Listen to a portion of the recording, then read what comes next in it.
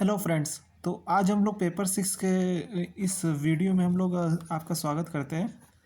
हम लोग यहाँ पे पेपर 6 में economy of Uttar Pradesh discuss कर रहे थे और हम लोग पिछले चैप्टर एनिमल हस्बेंड्री और एग्रीकल्चर पे बात कर लिए थे। आज हमारा जो टॉपिक ऑफ डिस्कशन रहेगा वो horticulture and food processing in UP होगा। तो बिना किसी देरी के हम अपने टॉपिक पे आते हैं। तो the climate of Uttar Pradesh is considered the most suitable for horticulture crops, right? UP holds a leading position in total production of horticulture crops in the country. Horticulture crops have an important contribution to the gross domestic product. तो कहने का मतलब ये है कि UP की जो climate है, यूपी की आबो हवा है, वो हॉर्टिकल्चर जो होता है यूपी में उसके लिए सबसे ज़्यादा मुफीद है यहाँ। और इसी वजह से यूपी में जो आपको देखने को मिलता है एक लीडिंग प्रोड्यूसर होता है। लीडिंग प्रोडक्शन हमें हॉर्टिकल्चर सेक्टर में हमें यूपी के तरफ से हमें देखने को मिलता है, राइट। तो ये तो थी आपकी यूपी से रिलेटेड हॉर्टिकल्चर की। फिर उसके बाद कह रहा है कि horticulture is proving beneficial in the state due to the scheme launched by for the development of horticulture crops and rejuvenation programs of unproductive orchard of mango, guava and amla production of quality। तो कुल मिला के horticulture की मदद से कई सारे useful products launch किए जा रहे हैं, जैसे अमरूद हो गया, आम हो गए, ठीक है। तो इस तरह की चीज़ें को प्रोडक्ट मतलब यूपी में प्रोड्यूस की जा रही है, जिससे कि किसानों को आय लगातार बढ़ती जा रही है। On the one hand the production of horticulture crop is increasing the income of small and marginal farmer in the state. On the other hand, the large number of people are getting indirect employment through post harvest activities like marketing, processing, storage etcetera. तो कहने का मतलब ये है कि एक तरफ तो ये इससे किसानों की आय बढ़ रही है, तो दूसरी तरफ यहाँ पे बड़े स्तर पे लोगों को रोज़गार भी मिल रहा है। तो इससे डबल लेवल पे फ़ायदा राज्य को होता है हॉर्टिकल्चर के। तो production of horticulture crop in the state is continuously increasing as a result of scheme being run for fruits, vegetables, potato, spicy flowers, medicinal and aromatic plants, beetle vine developments। तो तरह तरह के जो फसलें हैं, तरह तरह की जो चीज़ें हैं, उनकी डेवलपमेंट में राज्य की जो भी राज्य सरकार द्वारा प्रमोट किया जाता है, तो उसकी वजह से हॉर्टिकल्चर को सेक्टर में काफ़ी ज़्यादा ग्रोथ देखने को मिलती है।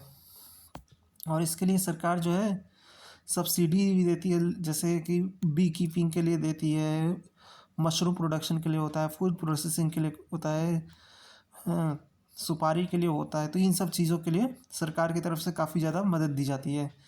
In 2017-18 UP had total food production of 10,539.77 metric ton, which is 10.8% of total food production of India. मतलब 10% से भी ज़्यादा का जो फलों का उत्पादन है वो यूपी से होता है। Uttar Pradesh rank first among all state of India in vegetable production. तो जाहिर सी बात है कि यूपी जो है फूड प्रोडक्शन में सबसे ऊपर इसका स्थान होता है, ठीक है। तो यहाँ पे रैंक ऑफ यूपी है, आपको देखने को मिल रही है।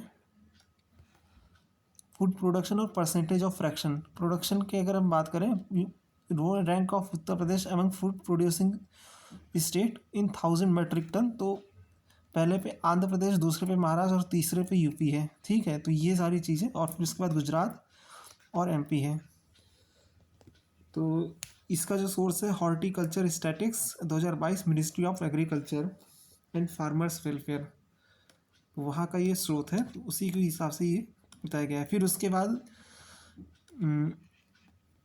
हॉर्टिकल्चर स्टैटिक 2022 के हिसाब से अगर हम बात करें, तो वेजिटेबल प्रोड्यूसिंग स्टेट के लिहाज से यूपी का स्थान पहला है, और ये 15% पूरे कंट्री के हिसाब से अगर बात करें तो वो होता है, जिसमें कि 29,160 है। वेस्ट बंगाल दूसरे नंबर पे आता है जिसका 28,432 है, और ये भी 15% के आसपास देखने को मिलता है।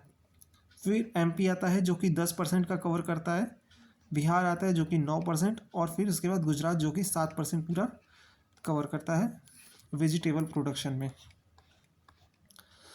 फिर आता है UP food processing industry policy 2023 में UP food processing industry policy लागू की गई थी।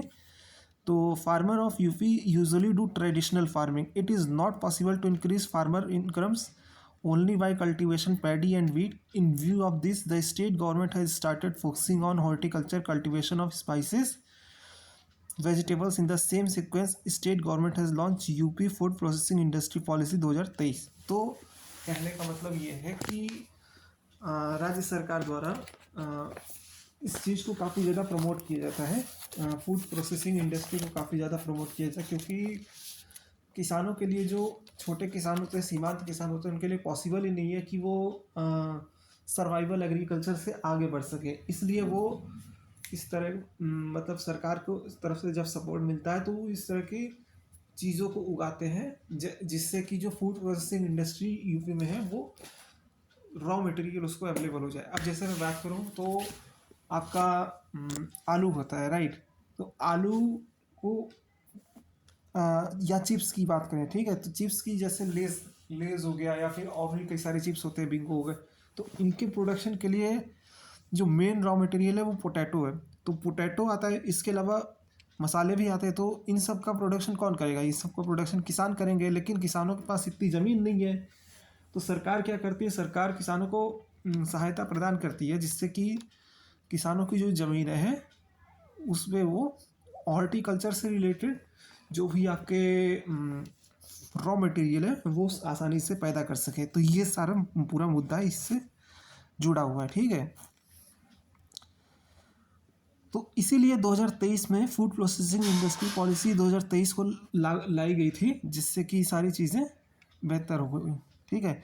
It focuses on capital grant, quality certification, market development, research and development और द प्रमोशन ऑफ हॉर्टिकल्चर। इसमें क्वालिटी कंट्रोल का बात किया गया है, क्वालिटी सर्टिफिकेशन की बात की गई, मार्केट डेवलपमेंट की बात की गई, रिसर्च एंड डेवलपमेंट की भी बात की गई। तो काफ़ी सारी चीज़ें इसमें हमें देखने को निकल के आती है। तो ये आपका पूरा फूड प्रोसेसिंग इंडस्ट्री के रिलेटेड था। तो अब department of horticulture and processing की इसके बात करें तो in UP the department of horticulture and fruit was established in January 1974 for the purpose of horticulture activities, potato production, fruit preservation and manufacturing of canned goods, which was later established as a department of horticulture and food processing। तो 1974 में horticulture department की स्थापना की गई थी, जिससे कि जो किसानों को एक इनकम का एक्स्ट्रा जो जरिया है वो मिल सके, ठीक है। तो ये सारी चीज़ें हैं। इसके बाद अगर हम बात करें हॉर्टिकल्चर फूड प्रोसेसिंग प्रोग्राम इन स्टेट की, तो चीफ स्कीम रिलेटेड अगर हम बात करें जो राज्य सरकार इस समय चला रही है, तो सबसे पहला आपको देखने को मिलता है chief minister orchard scheme, right. Government of Uttar Pradesh has started this important scheme for the horticulture farmers of the state. Farmers will not have to incur any kind of cost while practicing horticulture, ठीक है। rather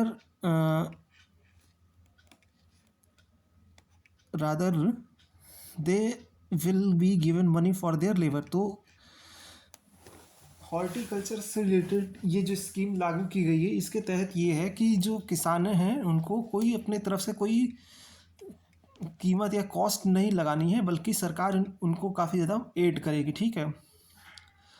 और इसके तहत क्या होगा कि ऐसे मतलब ऐसे पेड़ लगाए जाएंगे जो फलदार हों और जो जहाँ पे फल हमें देखने को मिलते हैं, जिससे कि हॉर्टिकल्चर को काफ़ी ज़्यादा प्रमोशन मिल सके। इसमें गुआवा कल्टीवेशन है, मैंगो और लेमन, लीची, पीच, ये सब चीज़ें, यानी कि पीच मतलब हो गया आपका नाशपाती हो गया, लीची हो गया, या ठीक है, आम हो गया, नींबू हो गया, अमरूद हो गया, तो इन सब के प्रोडक्शन के लिए रिगार्डिंग राज्य सरकार काफ़ी ज़्यादा प्रमोट करती है और इसके लिए किसानों को सब्सिडी भी देती है। ठीक है। फिर दूसरा है नेशनल एग्रीकल्चर डेवलपमेंट स्कीम।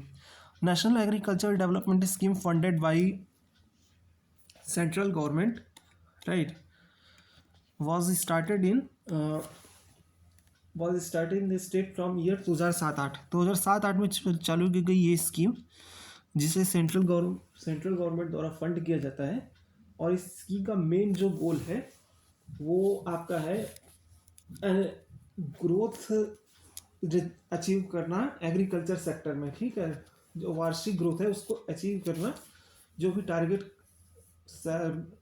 किसी पार्टिकुलर ईयर में डिसाइडेड किया गया है। ठीक है, तो ये इसका एक टारगेट है। ठीक है, ये इसका एक गोल है, एक उद्देश्य है। प्रधानमंत्री कृषि सिंचाई योजना PMKSY, ये क्या है? तो प्रधानमंत्री Krishi Sinchai Yojana is implemented in the state from the financial year 2015-16 to encourage drip and sprinkler irrigation. तो ड्रिप और स्प्रिंकलर जो इरीगेशन होता है उसको प्रमोट करने के लिए ये सारी प्रधानमंत्री कृषि सिंचाई योजना चालू की गई थी। ठीक है, और इसमें क्या है कि इसमें जो राज्य सरकार है